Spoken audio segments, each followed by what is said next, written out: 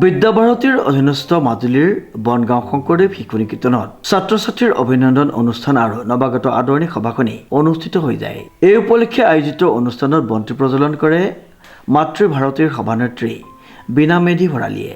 বিদ্যালয়ৰ অধ্যক্ষ সূৰ্যকুমাৰ ভূঞে আঁতধৰা অনুষ্ঠানত সভাপতিত্ব কৰে অৱসৰপ্ৰাপ্ত প্ৰধান শিক্ষক তথা বিদ্যালয় পৰিচালনা সমিতিৰ সভাপতি উপেন ভূঞাই।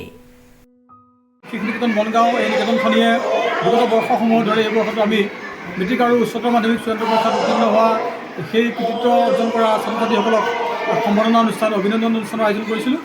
আমাৰ বিদ্যালয়ৰ পৰা এই বৰ্ষত পূৰ্বৰ ধাৰাবাহিকতা ৰক্ষা কৰি প্ৰতিগৰাকী ছাত্ৰ ছাত্ৰীয়ে প্ৰথম বিভাগত উত্তীৰ্ণ হ'বলৈ সক্ষম হৈছে মেট্ৰিক পৰীক্ষাত।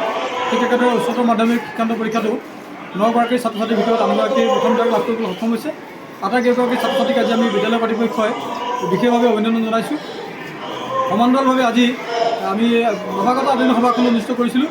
এই বিদ্যালয়ত উচ্চতৰ মাধ্যমিক কলা শাখাত নামভৰ্তি কৰিবলৈ অহা যিসকল ছাত্ৰ ছাত্ৰী তেওঁলোকৰ অভিভাৱক আৰু ছাত্ৰ ছাত্ৰীসকলক আমি অভিনন্দন জনাইছোঁ, স্বাগতম জনাইছোঁ।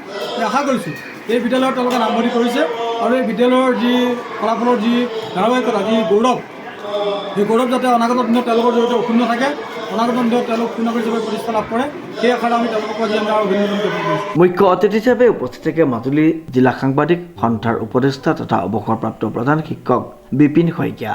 বিশিষ্ট অতিথি হিচাপে উপস্থিত থাকে পৰিচালনা সমিতিৰ সম্পাদক তথা অৱসৰপ্ৰাপ্ত সৈনিক ভোগেশ্বৰ শইকীয়া, মাতৃভাৰতীৰ প্ৰাক্তন সভানেত্ৰী বৰ্ণালী কলিতা বৰা, ভূমিদাতা কেনাই দাস, অৱসৰপ্ৰাপ্ত শিক্ষক ঠগেশ্বৰ শইকীয়া, অৱসৰপ্ৰাপ্ত প্ৰধান শিক্ষক বিশ্ব ঠাকুৰ, মাতৃভাৰতীৰ সম্পাদিকা ৰশ্মি বৰা। সভাত সমজুৱাৰ ফালৰ পৰা শিক্ষয়িত্ৰী গীতাশ্ৰী তামুলী বৰুৱাই ভাষণ প্ৰদান কৰে। উক্ত সভাতে মেট্ৰিক পৰীক্ষাত 100% পাবলৈ সক্ষম হৈ প্ৰথম বিভাগত উত্তীৰ্ণ হোৱা ছাত্ৰ ছাত্ৰীসকলক একোখনকৈ অভিনন্দন পত্ৰৰে অভিনন্দন জনোৱা হয়।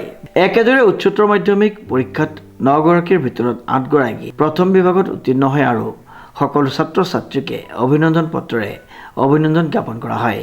একে সভাতে উচ্চ শিক্ষাৰ বাবে একাদশ শ্ৰেণীত নামভৰ্তি কৰিবলৈ অহা ছাত্ৰ ছাত্ৰীসকলক অভিভাৱকসকলৰ পৰিচয় আৰু একোখনি গামোচাৰে আদৰণি জনোৱা হয়। 3 শতাধিক ছাত্ৰ ছাত্ৰীৰ উপস্থিতিত অনুষ্ঠিত সভাখনিৰ পৰাই উচ্চ শিক্ষা গ্ৰহণ কৰিবৰ বাবে সকলোকে আশীৰ্বাদ প্ৰদান কৰা হয়। ডিজি বৰাৰ ৰিপৰ্ট, নিউজ নাও।